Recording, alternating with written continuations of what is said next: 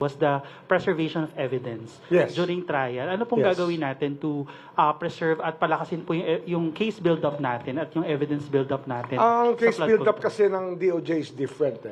It's law enforcement. Remember, it's crime committed against ordinary citizens by ordinary citizens. Usually, ganun ang cases sa DOJ. Dito kasi, you're looking at crimes committed by public officers, and many of them are white-collar crimes. So there are no police reports. So ang mahalaga rito, magkaroon ng case build-up na maayos. So that, you get the necessary affidavits, you get the necessary documents, para pag final mo nga, you can actually present your case in a few days. Ganun lang naman yan, open shot cases yan Hindi naman sila mga complicated kung tutuusin. But of course, the flood control might be a little more complicated. But I will, when I have the dialogue with the Sandigan Bayan, we might, I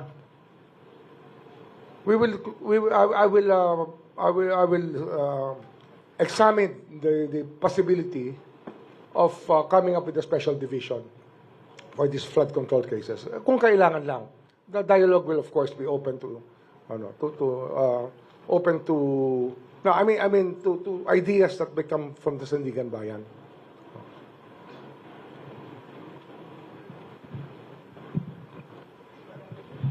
Ombudsman Red Mendoza from the Manila Times. Isa rin po sa mga na-mention niyo po yung pagbubukas ng SALN. Na-discuss po ba ito during yung... Hindi namin na-discuss yan, pero it's going to be policy. Inahanda lang namin yung mechanics. But baka next week, baka pwede na Baka we start releasing this already. So by next week po, may mga... Salen.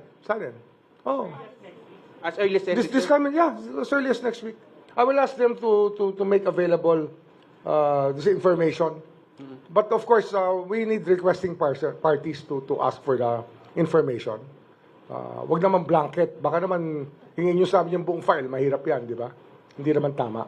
Tsaka baka ma-weaponize.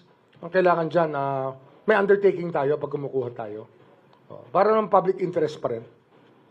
so starting po yung SAL ends from 2024 or yung pinaka hanggang yung before the previous ombudsman said na huwag muna ilalabas yung SAL ma-weaponize. Ilalabas po ba yung mga SAL end po ba from that time until... It's possible. I can look at that possibility. I am open to that. We'll decide. Pero wala akong I don't want to be I want to open this to the public. I want to open this office to the public kasi dapat ito sumbungan ng bayan Di ba? Dito dapat nagsusumbungan ng bayan. In fact, one of the campaigns we will launch will be crowdsourcing of information for lifestyle checks. Kasi ang lifestyle check kasi mangyayari dyan, hindi natin i-rely lang sa fact-finding dito, sa investigators. We will ask the public to contribute to us sa lifestyle checks. We will open a line for that.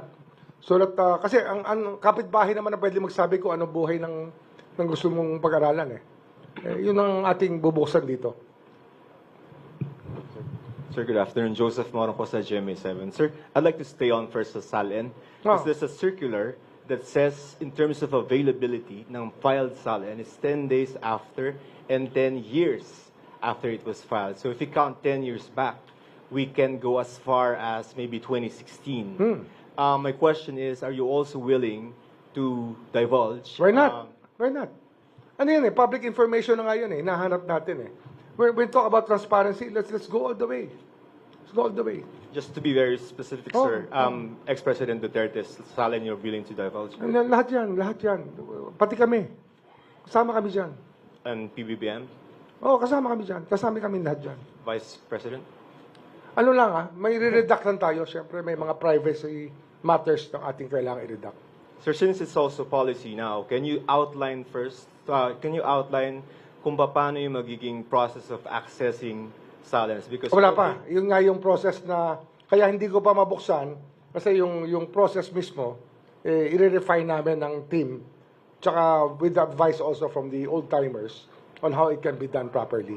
Pero, the intent is there, and I want to do it as soon as possible.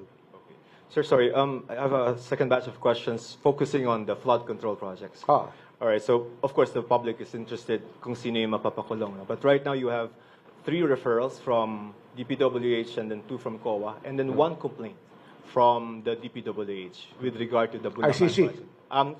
Sir, wala. Ang may referral po kayo ng 2 COA report, isang ICC, and then, ICI. Tsaka DPWH. Yes, sir. Oh, So, lima yun. Oh. Yes, sir.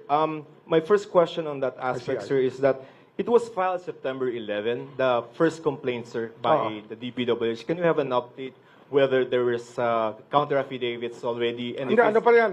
They're already doing the preliminary investigation. Ginagawa na yata. I was told by the then acting ombudsman that they were already on the cases. Yeah. When can a complaint be ripe for resolution, sir?